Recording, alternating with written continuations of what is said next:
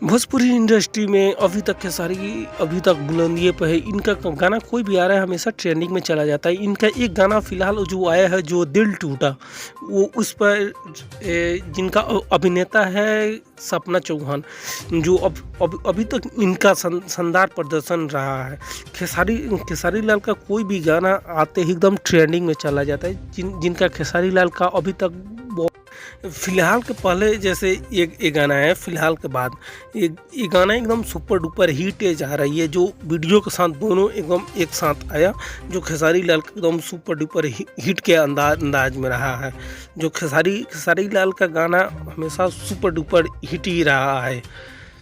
अब उनका प्रेमी का शादी होने से उनका दिल बहुत ज़्यादा टूट गया है। मिस्टर खेसारी लाल यादव, इनका ये वाला गाना एकदम सुपर डुपर एकदम हिट के बराबर है, जो आज ही इनका रिलीज़ हुआ है।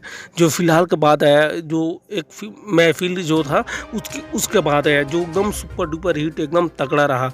जिनका खेसारी लाल का ये गाना, जो अभी तक मेगा स्टार खेसारी लाल जैसे बोला जाता है, मिस्टर खेसारी लाल।